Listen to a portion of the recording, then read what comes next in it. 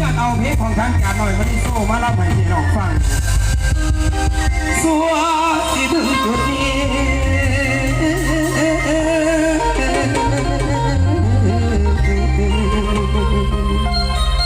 เจ็บจากที่ซ้ำจากที่เที่ยวไทยเย็นแม่เพื่อจนน้ำตาย่อยแต่ยังน้อยว่าผ่านมา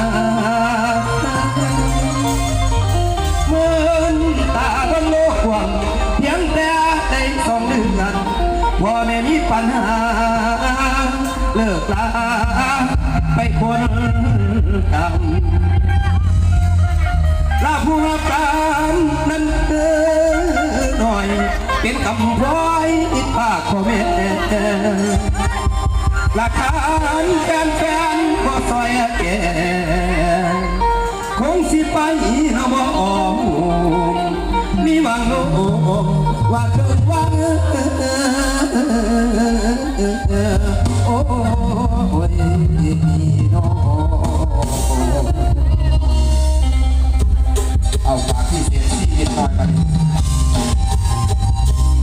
ยอดได้ไม่ออกเด้อฟอดได้ไม่ออกเด้อถึงหน่อยใจกำลังใจพอไหลนักกันนะครับจะคอยกันทั้งนั้นผู้บาดเจ็บมาคำสั่งจากฟ้าประทานนี้สวัสดิ์นั้นมาจากแม่ในของกันพ่อแม่มาแต่ของที่แม่ความทุกข์ข้าวไปน้ำตาสีเดียวหาไปมาแบ่งเบาใส่หอบออกใจใส่เขาคนไม่ของเงาเบิ่งไม่มาทองพี่น้องบอกคือหัวสามทั้งในป่าหน้าบ่มองเห็นตาคอยเชื่อใจลอยลาลงได้มาเป็นหน้าคนว่าสวรรค์เนตา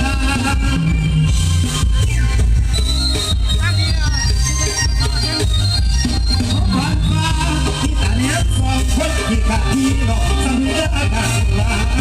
มีบางครั้ง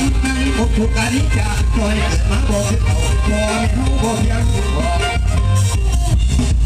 ยอมห้ามเคยผ่านมา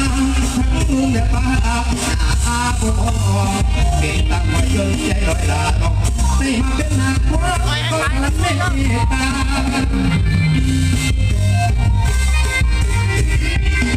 ผ่านฟ้าตาเลี้ยง2 คนที่ขาดพี่น้องเสมออาการลามีบางครั้ง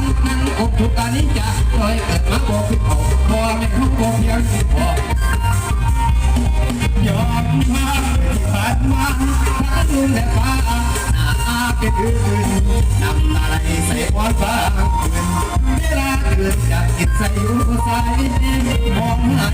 ก็เป็นตัวเองสอนกินน้ำได้เพียงวันเด็กของทางใจเป็นต่างแดนแฟนก็ยังเห็นใจพอฉันคิดมาได้ไม่มาเพื่อปลอบความจากวันนั้นความพัฒนาจ้องให้มาเป็นนายพ่อของมองเสาคอนท้ายให้ดวงงานไปสู่เพียงกันความศรัทธาแฟนคือต่างแดนเอ็นดูหน่อยไม่เลิศน้อยไปถึงสุดไฟเยี่ยมยังตัวอยู่พอเลือกพวกหมดเจ้าที่จังทองใส่สมองเป็นหน้าความต้องฟังถึงแฟนผู้เก็บใจถึงความจริง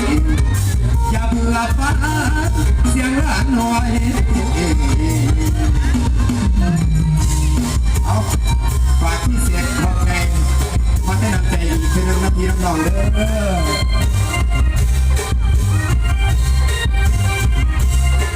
ขนาดผมเคยไปยังหวดพี่น้องเนาะเอาคำนี้ก็ต้องจับมาคนทีที่ได้ทรงไทยอีก1 คนก่อนนำน้อง